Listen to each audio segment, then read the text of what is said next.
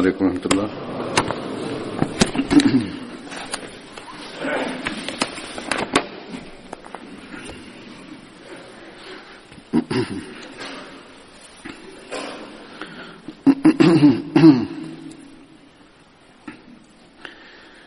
أشهد أن لا إله إلا الله وحده لا شريك له وأشهد أن محمدا عبده ورسوله أما بعد فأعوذ بالله من الشيطان الرجيم بسم الله الرحمن الرحيم الحمد لله رب العالمين الرحمن الرحيم مالك يوم الدين إياك نعبد وإياك نستعين اهدنا الصراط المستقيم صراط الذين أنعمت عليهم غير المغضوب عليهم ولا الضالين.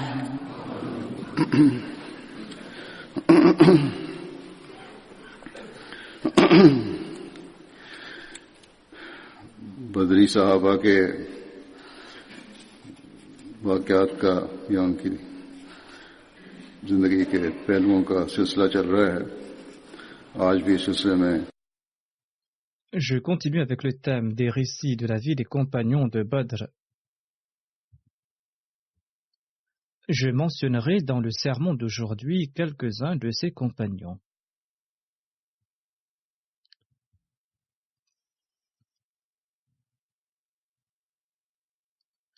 Khawli bin Abi Khawli avait participé aux batailles de Badr, d'Uhud et à toutes les campagnes du saint prophète Mohammed sallallahu alayhi wa sallam. Abu Marshar et Mohammed bin Omar déclarent que Khawli avait participé à la bataille de Badr avec son fils, mais ils n'ont pas mentionné le nom de son fils.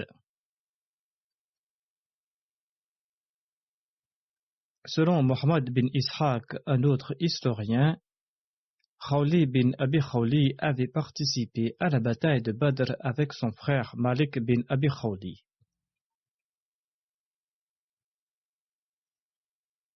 Selon un autre récit, Khawli et ses deux frères, Hilal bin Abi Khawli et Abdullah bin Abi Khawli, avaient aussi participé à la bataille de Badr. Khawli, quant à lui, est décédé lors du califat d'Omar radhiyallahu anhu.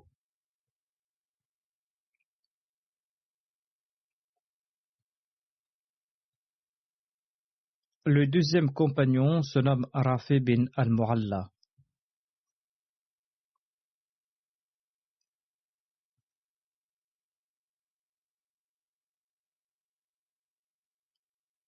Il appartenait au clan Banu Habib de la tribu Khazraj. Sa mère se nommait Hidam bint Auf.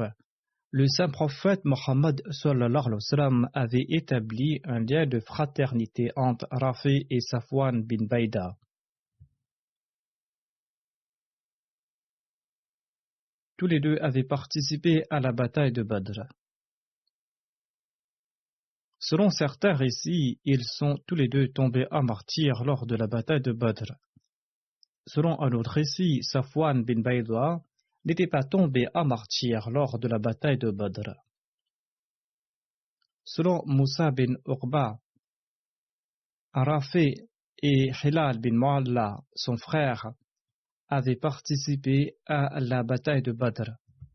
Ikrama bin Abi Jahl avait tué Rafi bin Mu'alla lors de cette bataille.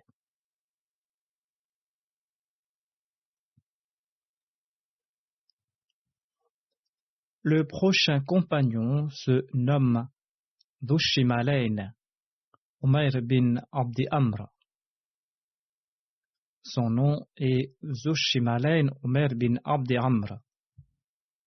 Son nom d'origine était Umayr et son nom d'emprunt était Abu Muhammad. Selon Ibn Hisham, on le nommait Dhushimalayn parce qu'il utilisait davantage sa main gauche. C'était là un nom d'emprunt qu'on lui avait donné, parce qu'il utilisait davantage sa main gauche. Selon un autre récit, il utilisait ses deux mains. Et c'est pour cette raison qu'on le nommait Dhul Yadayn.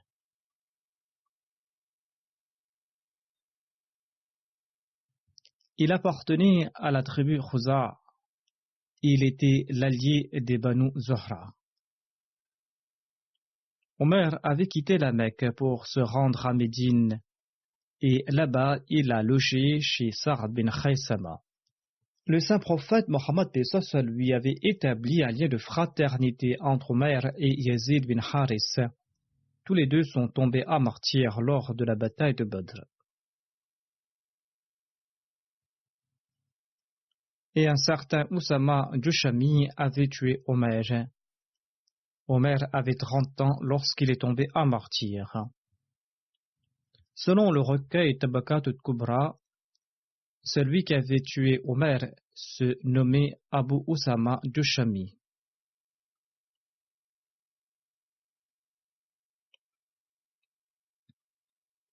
Le prochain compagnon se nomme Rafi bin Yazid. Selon un autre récit, il se nommerait Rafi bin Zayd.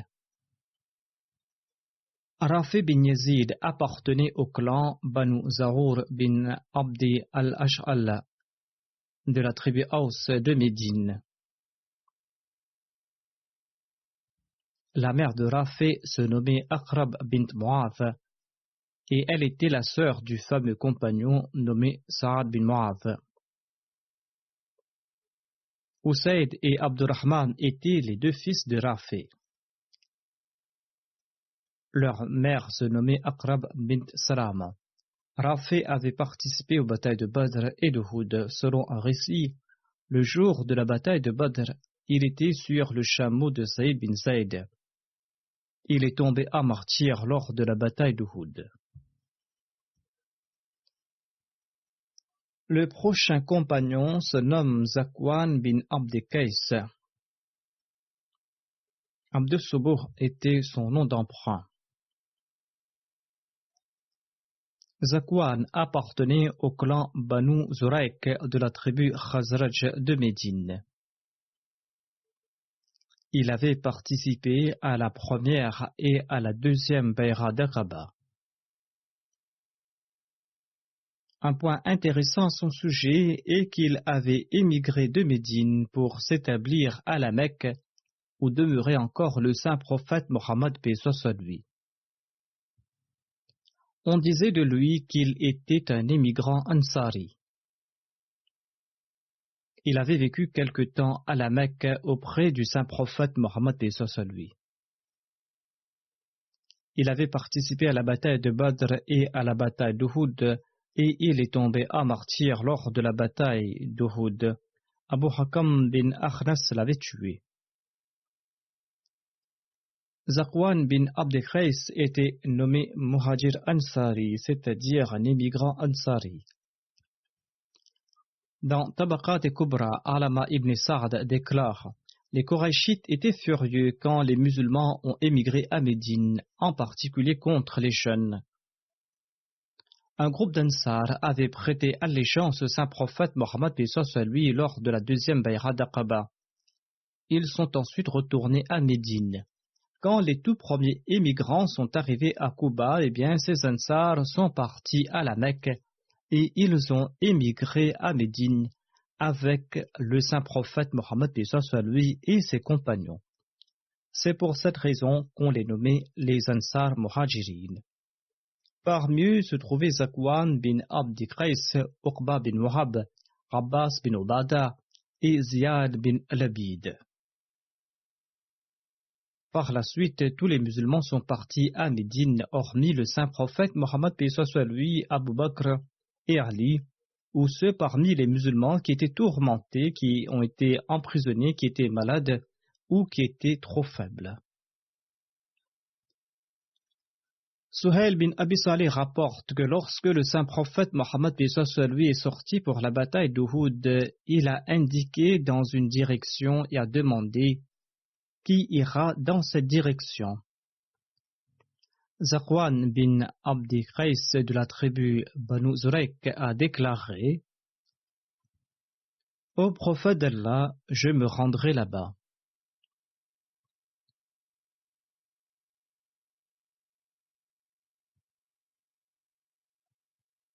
Le saint prophète Mohammed paix soit lui lui a demandé: Qui es-tu? Il a répondu: Je suis Zakwan bin Abdi Qais.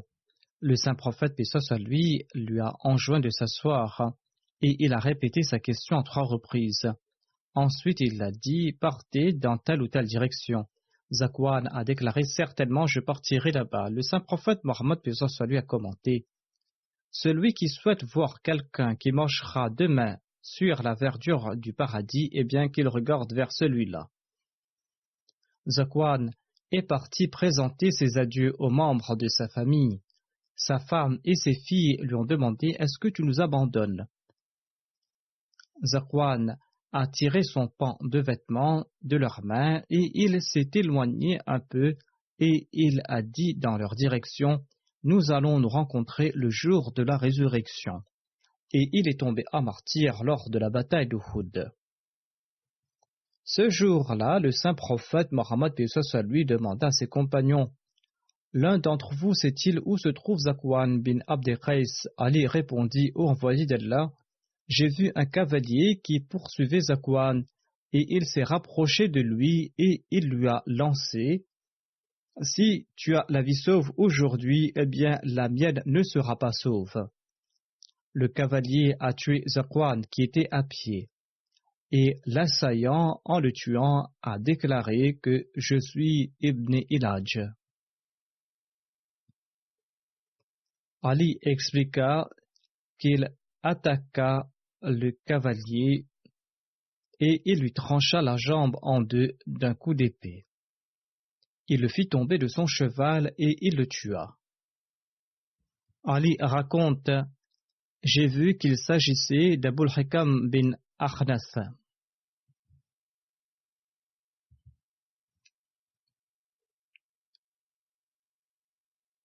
Le prochain compagnon se nomme Khawat bin Jubair Ansari.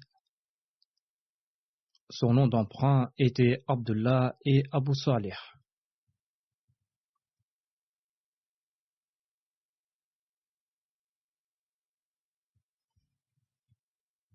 Khawat appartenait au clan Banu Tharlaba et il était le frère d'Abdullah bin Jubair. Le saint prophète Mohammed paix soit lui avait nommé Abdullah bin Jubair à la tête de 50 archers qui devaient protéger le col de montagne lors de la bataille d'Uhud. Abdullah bin Jubair était donc le frère de Khawat. Khawat était de taille moyenne et il est décédé en l'an 40 de l'Hégire à l'âge de 74 ans. Selon d'autres récits, il était décédé à l'âge de 94 ans. Il utilisait du henné et du wasma pour se teindre les cheveux. Khawat bin Jubair accompagnait le saint prophète Mohammed paix soit lui pour la bataille de Badr quand il a été blessé par la pointe d'une pierre. Le saint prophète Mohammed paix soit lui l'a renvoyé à Médine, mais le saint prophète lui a offert sa part du butin, à l'instar de ceux qui avaient participé à la bataille de Badr. Khawat avait participé à la bataille d'Uhud, à la bataille du Fossé et aux autres batailles en compagnie du saint prophète Mohammed sallallahu alayhi wa sallam. Khawat relate: Nous avions campé une fois à Marra Zahran en compagnie du saint prophète Mohammed paix soit lui.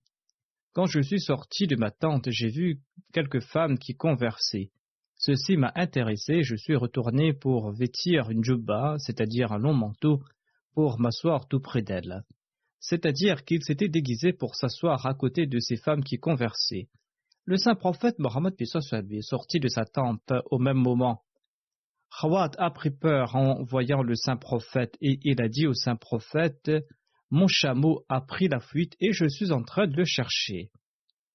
Khawat relate: je me suis levé tout de suite et j'ai suivi le saint prophète Mohammed lui. Il m'a offert son châle et ensuite il s'est rendu derrière des arbustes. Après s'être soulagé, le saint prophète Mohammed lui a fait ses ablutions et il est retourné. Des gouttes d'eau de sa barbe tombaient sur sa poitrine. En plaisantant, le saint prophète Mohammed lui m'a demandé: ô Khawat, que s'est-il passé avec ton chameau? En effet, le chameau ne s'était pas égaré et le saint prophète Mohammed lui avait compris que Khawat était assis là-bas pour écouter la conversation. Et c'était là un comportement qui était condamnable. Khawat relate: nous sommes partis et chaque fois que le saint prophète me rencontrait, il me demandait: ô Abdullah, qu'a fait ce chameau? Étant donné que le saint prophète me taquinait de temps en temps, eh bien, je me suis caché à Médine et je ne partais plus à la mosquée et je ne participais plus aux rencontres du saint prophète Mohammed lui. Quelque temps après, je suis parti à la mosquée et je me suis tenu debout pour la prière. Le saint prophète lui est sorti de sa chambre. Il a accompli 2 rakats de prière. J'ai rallongé ma sola en espérant que le saint prophète rentrerait et qu'il me laisserait seul. Le saint prophète Mohammed lui a déclaré: ô Abu Abdullah, tu peux rallonger ta prière autant que tu le voudras, j'attendrai là. Je me suis dit: par Allah, je présenterai mes excuses au saint prophète Mohammed lui et je dissiperai tous ses doutes à mon propos. Quand j'ai terminé ma prière, le saint prophète a déclaré: ô Abdullah, que la paix soit sur toi, que s'était-il passé avec ce chameau qui avait pris la fuite? J'ai répondu: je jure par celui qui vous a envoyé avec la vérité. Ce chameau n'a jamais pris la fuite depuis que j'ai embrassé l'islam. À 3 reprises, le saint prophète a déclaré qu'Allah ait pitié de toi. Par la suite, jamais le saint prophète ne m'a parlé à ce sujet. Le saint prophète voulait indiquer que ce n'était pas la peine de lui cacher ses faits et qu'il était condamnable d'accoster les gens pour écouter leur conversation. Khawat relate ceci: je suis tombé une fois malade et le saint prophète lui est venu me rendre visite. Quand je me suis rétabli, il m'a conseillé ceci: ô Khawat, tu t'es rétabli à présent, respecte la promesse que tu as faite à Allah. Khawat a répondu: je n'ai fait aucune promesse à Allah. Le saint prophète, paix soit lui, a expliqué: tout malade formule un vœu à Allah ou promet d'accomplir une action. Il promet certainement que si Allah me donne la santé, je ferai ceci ou cela. Respecte donc la promesse que tu as faite à Allah. Nous devons tous méditer à ce propos.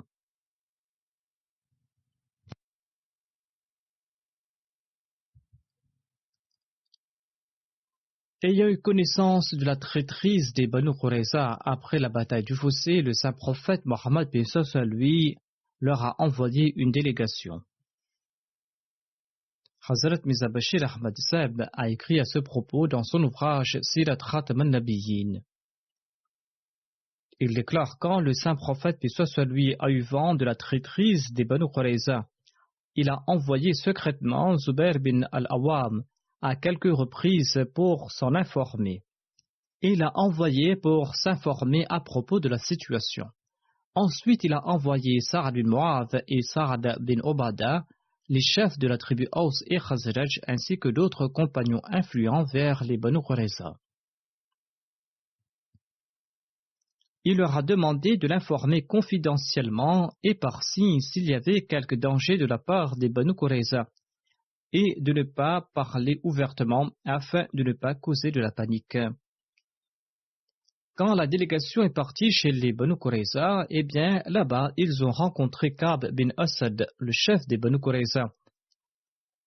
Ka'b bin Asad s'est comporté orgueilleusement. Sa'ad bin Mu'adh et Sa'ad bin Obada lui ont rappelé l'engagement des Juifs. Ka'b et sa tribu ont déclamé: partez d'ici, nous n'avons signé aucun pacte avec Mohammed sallallahu alayhi wa sallam.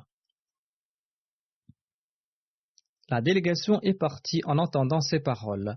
Sa'd bin Mu'adh et Sa'd bin Mubada se sont présentés au saint prophète pour l'informer de manière appropriée à propos de la situation. Khawat bin Jubair faisait aussi partie de cette délégation. Selon un récit, le saint prophète Mohammed lui avait envoyé Khawat bin Jubair sur son cheval chez les Banu Qurayza. Ce cheval se nommait Jannah. Khawat bin Jubair relate: nous étions partis accomplir le Hajj en compagnie d'Omar. Abu Ubaida bin Jarrah et Abdurrahman bin Auf étaient eux aussi de la compagnie. Dirar bin Khattab était un poète koraïchite ayant embrassé l'islam après la conquête de la Mecque. Et les gens de la caravane ont demandé qu'on présente quelques vers composés par Dirar. Le calife Omar a déclaré: laissez Abu Abdullah, c'est-à-dire Khawat, réciter quelques vers qu'il a composés. Et Khawat a déclaré que j'ai récité mes vers jusqu'à l'aube, et Omar m'a demandé de m'arrêter.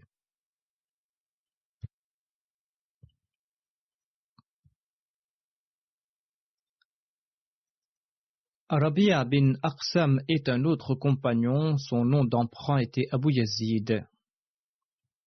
Rabi'a était corpulent et de taille courte, il appartenait au clan Banu Asad bin Khuzayma. Rabi'a faisait partie des émigrants et il avait logé chez Mubashir bin Abdul Munzir avec quelques compagnons lorsqu'il est arrivé à Médine. Il avait 30 ans lorsqu'il a participé à la bataille de Badr. Il était aussi présent à Uhud, à la bataille du Fossé, au traité de Hudaybiyah et à la bataille de Khaybar, lors de laquelle il est tombé à martyr à l'âge de 37 ans. Il a été tué par un juif nommé Harith à Nita, qui était une des forteresses situées à Khaybar.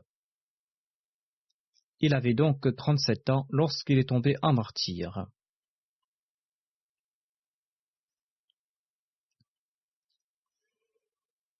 Le prochain compagnon se nomme Rifa' bin Amr al-Juhni. Certains le nomment aussi Wadi'a bin Amr. Rifa'a avait participé aux batailles de Badr et d'Uhud. Il était l'allié des Banu Najjar, une tribu des Ansar. Le prochain compagnon se nomme Zayd bin Wadi'a. Il appartenait à la tribu Khazraj et il avait participé à la Bay'a d'Aqaba, à la bataille de Badr, à la bataille d'Uhud, et il est tombé à martyr lors de la bataille d'Uhud. La mère de Zayd se nommait Zayd bint Haris et son épouse se nommait Zainab bint Sahal. De son mariage, il a eu 3 enfants, Sa'd bin Zayd, Umama et Kulthum. Son fils Sa'd s'était établi en Irak à l'époque du califat d'Omar et il s'était établi à Akarkouf, qui est une bourgade dans les environs de Bagdad. Le prochain compagnon se nomme Rabi bin Rafi Ansari. Il existe des divergences sur le nom de son grand-père. Il s'appelait Harith ou Zayd selon divers récits. Rabi bin Rafi appartenait à la tribu Banu Ajlan et il avait participé aux batailles de Badr et d'Uhud. Zayd bin Muzayn est un autre compagnon. Son père se nommait Muzayn bin Qais. On dit aussi que ce compagnon se nommait Yazid bin al-Muzayn. Il appartenait à la tribu Khazraj. Zayd avait participé aux batailles de Badr et d'Uhud. Après l'émigration à la Mecque, le saint prophète Mohammed lui a établi un lien de fraternité entre Zayd et Mista bin Uthatha. Le fils de Zayd se nommait Amr et sa fille se nommait Ramla.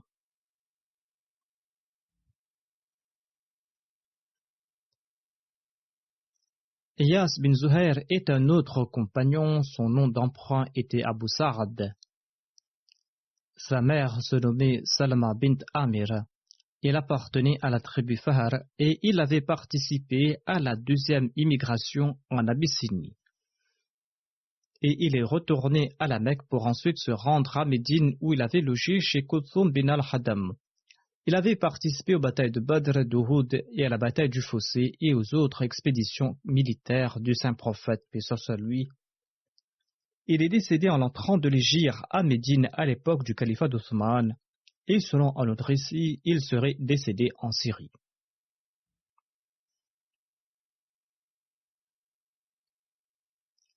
Le prochain compagnon se nomme Rifa' bin Amr Ansari. Son nom d'emprunt était Abu Walid. Il appartenait au clan Banu Auf bin Khazraj et sa mère se nommait Rifa'. Rifa' était parmi les 70 compagnons ayant participé à la deuxième Bay'ah d'Aqaba. Il avait participé aux batailles de Badr et d'Uhud et il tomba à martyr lors de la bataille d'Uhud. Le prochain compagnon se nomme Ziyad bin Amr. On le nommait aussi Ibn Bishr.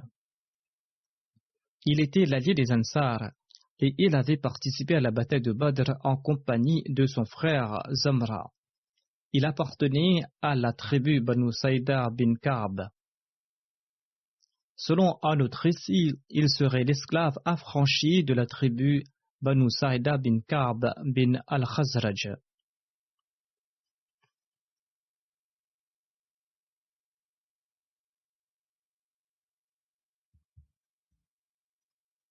Le prochain compagnon se nomme Salim bin Omer bin Thabit. Il appartenait à la tribu Banu Amr bin Auf et il avait participé à la Bay'ah d'Aqaba. Salim avait participé aux batailles de Badr, d'Uhud, à la bataille du Fossé et à toutes les campagnes menées par le saint prophète Mohammed sallallahu alayhi wa sallam. Avant de se rendre à la bataille de Tabouk, quelques compagnons pauvres avaient informé le saint prophète, paix soit sur lui, les yeux en larmes, qu'ils souhaitaient participer à cette bataille, mais qu'ils n'avaient pas de monture. Salim faisait partie de ses compagnons. Ils étaient 7 pauvres compagnons s'étant présentés au saint prophète Mohammed, paix soit sur lui, pour lui demander des montures. Le saint prophète leur a répondu: « Je n'ai aucune monture à vous offrir. » N'ayant rien à offrir dans la voie de Dieu, ses compagnons sont retournés tout tristes et les yeux en larmes. Ibn Abbas cite le verset suivant à cet égard. Wala ala alladhina idha ma atawka litahmilahum qulta la ajidu ma ahmilukum alayhi tawallaw wa a'yunuhum tafidu min ad-dam'i hazanan alla yajidu ma yunfiqun.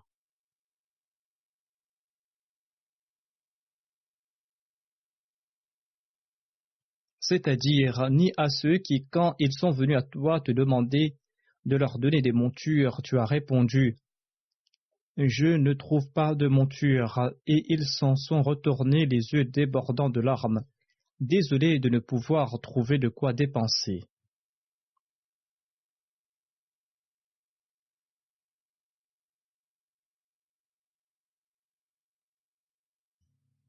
Ibn Abbas relate que Salim bin Omer et Tharlaba bin Zayd faisaient partie. Le deuxième calife a commenté sur ce verset de la sourate At-Torba.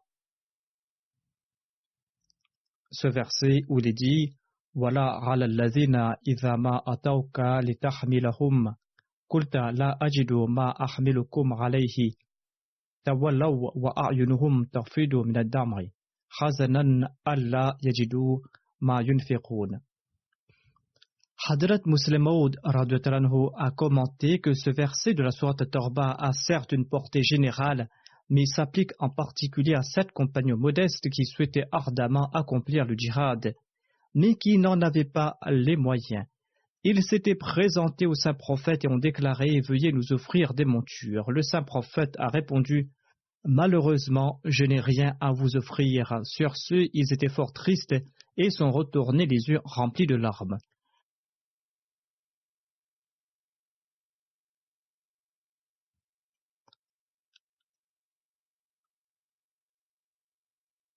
Après leur départ, Othman a offert 3 chameaux et d'autres musulmans ont présenté 4 autres chameaux.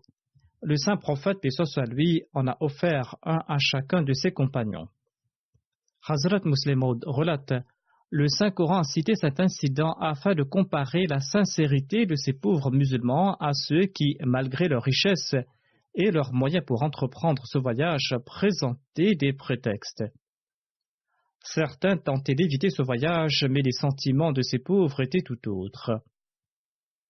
Ce verset sous-entend aussi que tous ceux qui sont restés à Médine n'étaient pas des hypocrites. Il y avait aussi parmi eux des musulmans sincères, qui, faute de moyens, ne pouvaient pas entreprendre le voyage.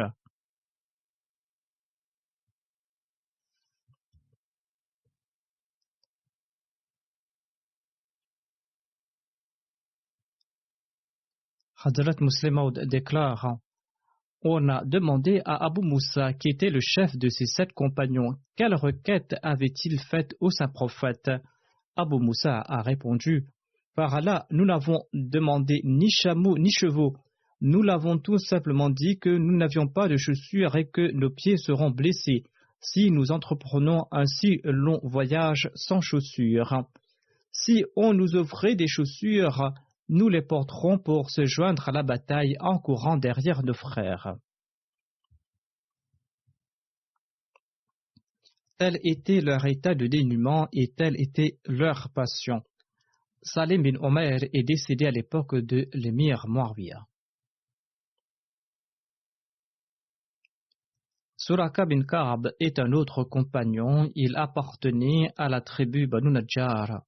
Sa mère se nommait Umayra bint Norman.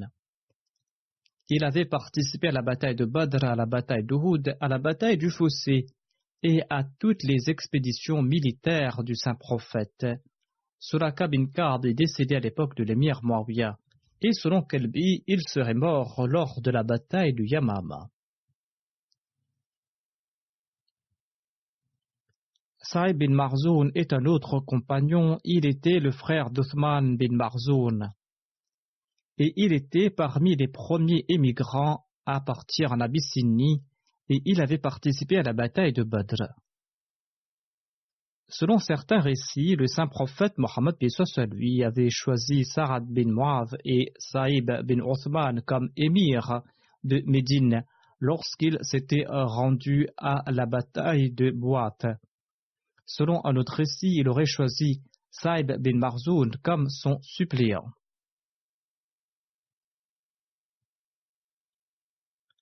Saïb bin Marzoun avait fait du commerce avec le saint prophète Mohammed lui. Le Sunan Abi Daoud relate que Saïb bin Marzoun rapporte ceci. Quand je me suis présenté au saint prophète Mohammed lui, les compagnons m'ont mentionné et les compagnons ont fait mes éloges. Sur ce, le saint prophète a déclaré: je le connais mieux que vous. Saïb a répondu: que mes parents soient sacrifiés pour vous, ô envoyé d'Allah.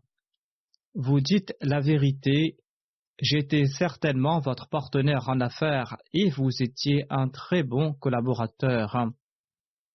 Vous n'êtes pas opposé à moi et vous n'avez pas disputé avec moi. Selon la Sirat Khatam an-Nabiyyin, des caravanes commerciales partaient dans différentes régions, vers le Yémen au sud et vers la Syrie au nord. Il y avait aussi des liens commerciaux avec le Bahreïn. Le saint prophète Mohammed lui avait visité tous ces pays pour faire du commerce. Il accomplissait ses devoirs avec honnêteté, avec tact et avec savoir-faire. Tous ceux avec qui il faisait du commerce à la Mecque l'ont loué. on faisait les éloges de Saïb, le compagnon en question, lorsqu'il s'était présenté au saint prophète Mohammed paix soit lui après sa conversion à l'islam. Le saint prophète Mohammed paix soit lui a répondu: je le connais mieux que vous. Saïb a répondu: oui, ô envoyé d'Allah, que mes parents soient sacrifiés pour vous. Vous étiez une fois mon partenaire en affaires et vous étiez toujours honnête. Le prochain compagnon se nomme Asim bin Qais. Il appartenait à la tribu Tharlaba bin Amr et il avait participé à la bataille de Badr et à la bataille d'Uhud.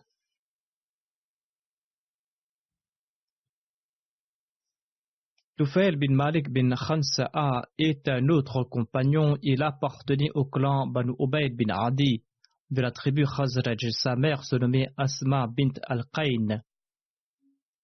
Tufail avait participé aux batailles de Badr et d'Uhud et il s'était marié à Idam bint Qurd qui lui avait donné 2 fils, Abdullah et Rabi.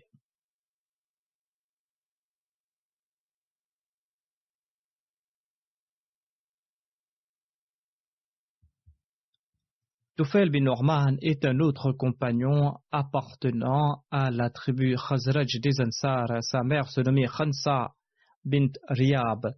Elle était la tante paternelle de Jabir bin Abdullah. Tufail avait une fille nommée Rubayi. Il avait participé à la Bayra d'Aqaba ainsi qu'à la bataille de Badr. Tufail avait participé à la bataille d'Uhud. Ce jour-là, il avait reçu 13 blessures. Il était aussi présent lors de la bataille du fossé où il est tombé à martyr entre les mains de Wahshi bin Harb.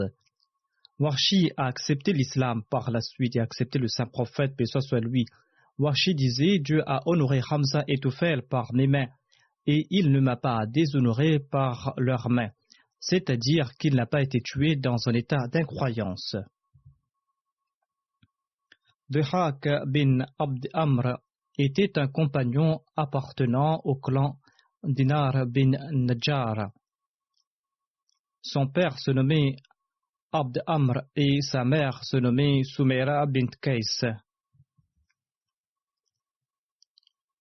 Dhihak bin Amr avait participé à la bataille de Badr et d'Uhud en compagnie de son frère Noman bin Abd Amr. Ce dernier est tombé à martyr lors de la bataille d'Uhud. Utba bin Abd Amr, un de ses autres frères, était tombé à martyr à Bir Marouna. Dhihak bin Haritha est un autre compagnon. Il appartenait à la tribu Khazraj. Son père se nommait Haritha et sa mère se nommait Hind bint Malik. Dhihak faisait partie des 70 compagnons ayant participé à la Bayra d'Aqaba. Il était aussi présent à Badr. Son fils se nommait Yazid et son fils était né de sa femme nommée Umama bint Mu'arith. Khalad bin Suwaid Ansari est un autre compagnon. Il appartenait au clan Banu Harith de la tribu Khazraj. Sa mère se nommait Amra bint Sa'd. Saïb, un de ses fils, avait aussi connu le saint prophète Mohammed paix soit lui. Le calife Omar l'avait nommé gouverneur du Yémen. Son deuxième fils se nommait Hakam bin Khalad et leur mère s'appelait Layla bint Ubada. Khalad avait participé à la Bayra d'Aqaba ainsi qu'à la bataille de Badr, d'Uhud et du Fossé. Une juive nommée Bunana avait jeté sur Khalad une lourde pierre lors de la bataille de Banu Qurayza. Khalad en a eu la tête brisée et il est tombé à martyr. Le saint prophète, paix soit lui, a déclaré que Khalad aura la récompense de 2 martyrs. Le saint prophète Mohammed paix soit lui a fait exécuter cette femme en représailles. Selon la Sirat Khatam an-Nabiyyin, quelques musulmans se reposaient au bas du mur de la forteresse quand une juive nommée Bunana avait lancé une lourde pierre d'en haut, tuant un compagnon nommé Khalad.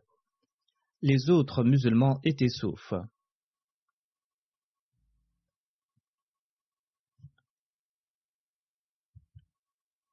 Quand la mère de Khalad a eu connaissance de son martyr, eh bien, elle est venue en portant son voile recouvrant son visage. On lui a demandé pourquoi elle portait son voile. Elle a répondu « Khalad s'est séparé de moi, mais moi je ne vais pas me séparer de ma modestie. » C'est-à-dire qu'elle ne va pas se lamenter et qu'elle ne se débarrassera pas de son voile.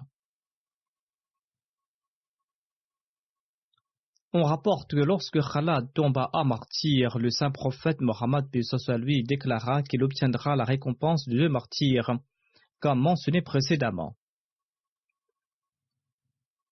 On lui demanda « Ô messager d'Allah, pourquoi sera-t-il doublement récompensé ?»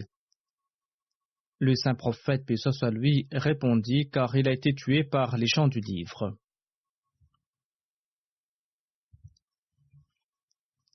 Le prochain compagnon se nomme Aus bin Khawli Ansari. Son nom d'emprunt était Abu Layla et il appartenait à la branche Banu Salim bin Ghanam bin Auf de la tribu Khazraj des Ansar. Sa mère s'appelait Jamila bint Ubay. Elle était la sœur d'Abdullah bin Ubay bin Saloul. Il avait une fille qui s'appelait Kusum. Il avait participé aux batailles de Badr, d'Uhud, à la bataille du Fossé et dans toutes les batailles aux côtés du saint prophète Mohammed lui. Le saint prophète Mohammed lui avait établi un lien de fraternité entre ce compagnon et Shuja bin Wahab al-Asadi. Aus bin Khawli faisait partie des Kamilines. À l'époque de l'ignorance et au commencement de l'islam, le Kamil était celui qui savait écrire l'arabe, qui était aussi un bon archer et qui savait aussi nager. Celui qui possédait ces 3 qualités était considéré comme une personne aboutie, c'est-à-dire un Kamil, et ces qualités étaient présentes chez Aus bin Khawli. Nadia bin Ajam rapporte, le saint prophète Mohammed lui m'appela quand on se plaignit du manque d'eau à Hudaybiyah. Le saint prophète lui a sorti une flèche de son carquois et il m'a remis cette flèche et il m'a demandé de lui apporter de l'eau du puits dans un seau. Je lui ai apporté l'eau, il a fait ses ablutions, ensuite il s'est fait un bain de bouche et a remis l'eau de sa bouche dans le seau. On souffrait de la chaleur torride. Les musulmans ne possédaient qu'un seul puits car les mécréants étaient arrivés en premier à Balda et avaient pris possession des autres points d'eau. Ensuite, le saint prophète a déclaré « Renverse ce d'eau dans le puits et plante la flèche dans le puits. » J'ai suivi ses instructions. Je jure au nom de Dieu qui avait envoyé le saint prophète, paix soit lui, que j'ai eu beaucoup de mal à m'extirper du puits, car aussitôt l'eau a commencé à sortir telle une fontaine. L'eau m'avait encerclé et l'eau bouillait comme dans une marmite sur le feu. L'eau est montée et a atteint la limite des bords du puits. Les gens puisaient l'eau depuis le bord du puits jusqu'à ce que la dernière personne ait pu assouvir sa soif. Un groupe d'hypocrites se trouvait au niveau du puits, parmi lesquels se trouvait Abdullah bin Ubay. Il était l'oncle maternel d'Aus bin Khawli. Aus lui a dit « Ô Abu al-Khubab, que tu sois anéanti, tu devrais te rendre à l'évidence face à ce miracle qui a eu lieu à l'instant et que tu as témoigné. » C'est-à-dire, il voulait dire « Accepte le saint prophète. Qu'attends-tu de plus ?» Abdullah répondit « J'ai vu de nombreux incidents similaires. » Aus bin Khawli lui dit « Qu'Allah te réserve une mauvaise fin et qu'il montre au monde que ton avis est infondé. » Abdullah bin Ubay se rendit auprès du saint prophète qui lui demanda « Est-ce que tu avais vu un incident similaire à celui d'aujourd'hui dans le passé ?» Le saint prophète lui avait posé cette question car il avait eu l'écho de ce qui s'était passé. Abdullah bin Ubay a répondu « Je n'ai jamais vu pareil événement de le passé. » Le saint prophète Mohammed lui a demandé « Pourquoi as-tu dit cela à ton neveu ?» Abdullah bin Ubay a dit « Je demande pardon à Allah. » Son fils Abdullah a déclaré au prophète d'Allah « Priez pour son pardon. » Le saint prophète Mohammed lui a prié pour son pardon. Ali bin Abdullah bin Abbas rapporte que lorsque le saint prophète Mohammed lui a décidé de se rendre à la Mecque pour l'Umrah, il a envoyé un message à Abbas entre les mains d'Aus bin Khawli et de Abu Rafi. Ce message était de marier le saint prophète lui avec Maïmouna. En cours de route, ces 2 compagnons ont perdu leurs chameaux. Ils sont restés quelque temps à Arabique, situé à 10 000 de Djoufa. jusqu'à ce que le saint prophète, paix soit lui, soit arrivé là-bas en personne. Ces deux compagnons ont retrouvé leurs chameaux et ils sont partis à la Mecque en compagnie du saint prophète. Et il a envoyé ce message à Abbas. Maïmouna a confié l'affaire entre les mains d'Abbas et Abbas a marié Maïmouna au saint prophète Mohammed sallallahu alayhi wa sallam.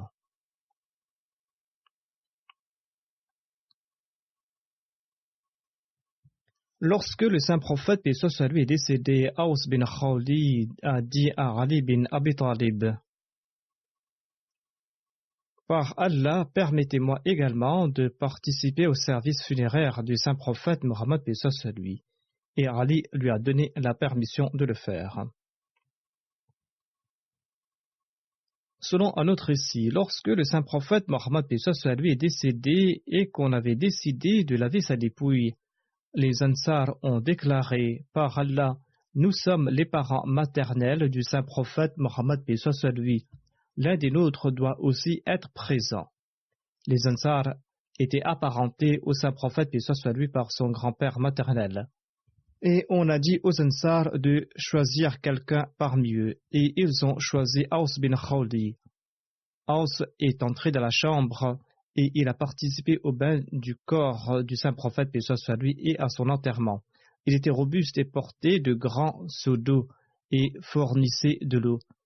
Ibn Abbas rapporte qu'Ali et que Fazal bin Abbas ainsi que son frère Koussoum et l'esclave affranchi du saint prophète, paix soit lui, nommé Shukran, ainsi que Aws bin Khawli, étaient tous descendus dans la tombe du saint prophète Mohammed, paix soit lui, afin de déposer sa dépouille.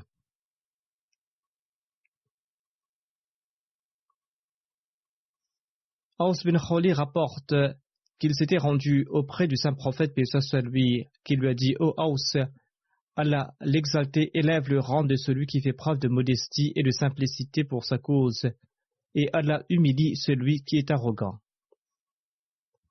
Ceci est une leçon importante que nous devons toujours garder à l'esprit. Aws est décédé à Médine lors du califat d'Ousmane. Qu'Allah l'exalté élève le rang de tous ses saints compagnons.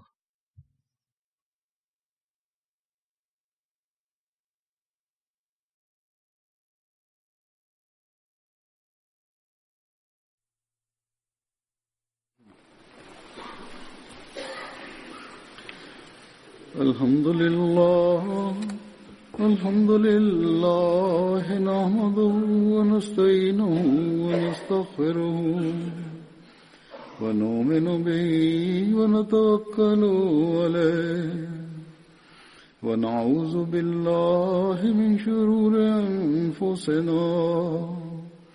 wa min sayyiati a'malina. من يهده الله فلا مضل له ومن يضلله فلا هادي له ونشهد أن لا إله إلا الله ونشهد أن محمدا عبده ورسوله. عباد الله رحمكم الله إن الله يأمر بالعدل والإحسان وإيتاء ذي القربى وينهى عن الفحشاء والمنكر والبغي يعظكم لعلكم تذكرون. اذكروا الله يذكركم وادعوه يستجب لكم ولذكر الله أكبر.